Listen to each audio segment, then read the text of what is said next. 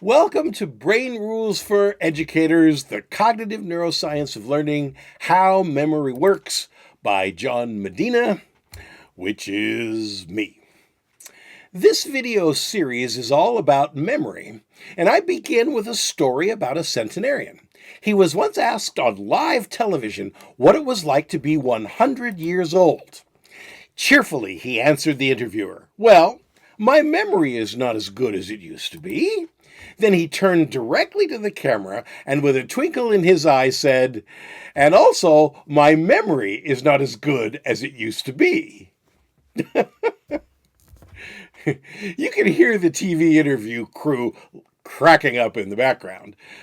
This video series is all about what educators should know about memory, an aspect with which our centenarian interview friend was clearly familiar.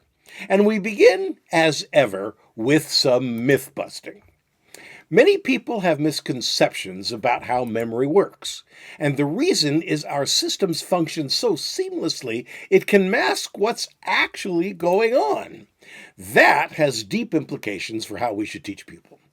For example, a lot of people believe that memory works like a video camera on your cell phone. Storing something is nothing more than pressing the record button in your brain, and retrieving something is nothing more than pressing the playback button, also on your brain. Nothing could be further from the truth. In fact, if you forced me to give you an analogy for how certain memory systems work in the human brain, I wouldn't use a cell phone camera example. I'd be more likely to invoke this thing, a food processor. Yeah, a food processor. Now, I know that sounds weird, and I'll get into the weeds with this analogy later. But there's another myth, one embedded even in the way one frames the questions that we are discussing here. In lecture, I'm sometimes asked this, "Dr. Medina, if it's not a camera, but something else, how is it that memory works?" My answer is sometimes surprising to them because I say it's the wrong question.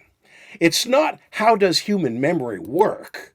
It's how do human memories work? You don't have just one memory system in the brain. You have multiple memory systems in the brain, and they're all uniquely tuned to process specific types of incoming information.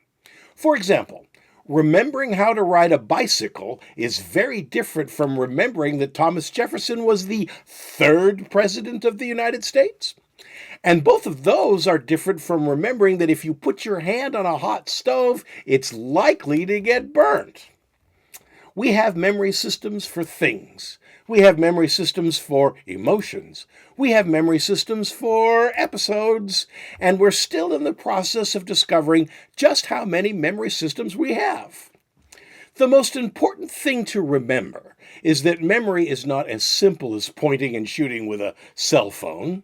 And also, the most important thing to remember is that memory is not as simple as pointing and shooting with a cell phone. And I'm not even 100.